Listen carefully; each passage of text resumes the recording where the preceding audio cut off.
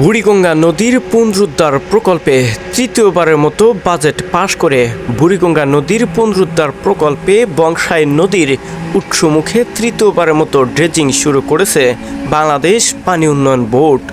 একের পর এক দুর্নীতি আর সাধারণ মানুষদের সাথে যে ব্যবহারটা করা হচ্ছে সেটাতে ক্ষিপ্ত সাধারণ মানুষ।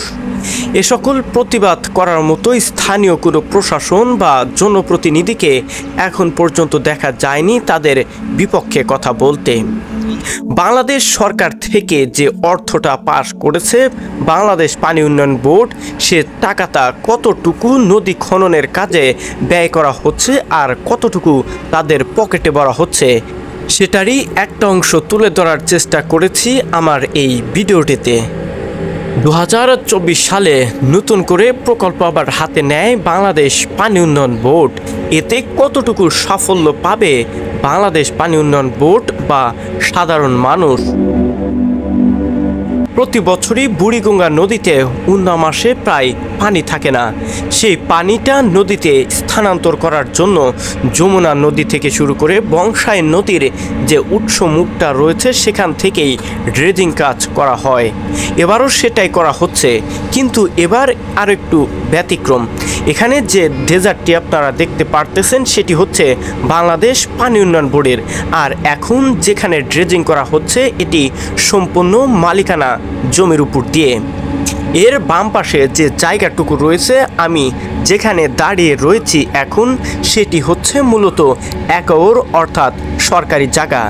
এখান থেকেই নদীর মেন চ্যানেলটা নেয়ার কথা থাকলেও সাধারণ মানুষের জমির উপর দিয়েই এবার ড্রেজিং করা হচ্ছে। এ সকল প্রশ্নের উত্তর কোথায় খুঁজতে যাবে সাধারণ মানুষ? এগুলোর প্রতিবাদ করার জন্য স্থানীয় কোনো প্রতিনিধি বা এমপি মহোদয় থেকে শুরু করে কোনো প্রশাসনকেই পদক্ষেপ নিতে দেখা যায়নি। এলাকার কিছু মানুষ তারা প্রতিবাদ করতে গেলেও নানান বিপদের সম্মুখীন হয়ে শেষমেশ তারা সরে আসে সেখান থেকে।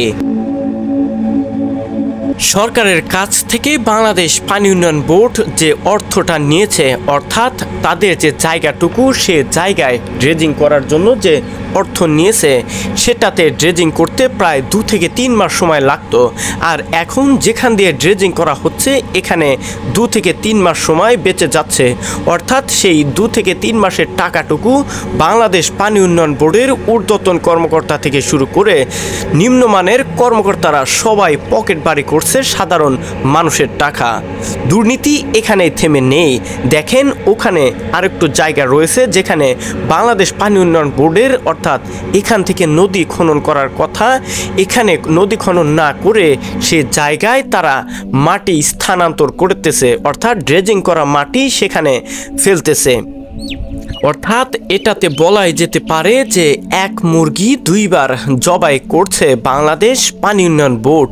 এসবের উত্তর কোথায় খুঁজবে সাধারণ মানুষ বা কতটুকু সাফল্য হবে সাধারণ মানুষের কাছ থেকে নেয়া এতটুকু অর্থের? কিভাবেই বা তারা জবাবদিহি করবে ঊর্ধ্বতন কর্মকর্তার কাছে? কেননা ঊর্ধ্বতন কর্মকর্তাও যে একই গোয়ালের গরু হিসাবেই খ্যাত। বাংলাদেশ পানি উন্নয়ন বোর্ডের এমন দুর্নীতির ছাপটা আমার চ্যানেলে যেভাবে তুলে ধরেছি হয়তোবা খুব একটা বেশি দিন রাখা হবে না, কিন্তু যত দ্রুত সম্ভব ভিডিওটা আপনারা বেশি বেশি শেয়ার করবেন এবং লাইক করে কমেন্ট করে জানাবেন ভিডিও সম্পর্কে।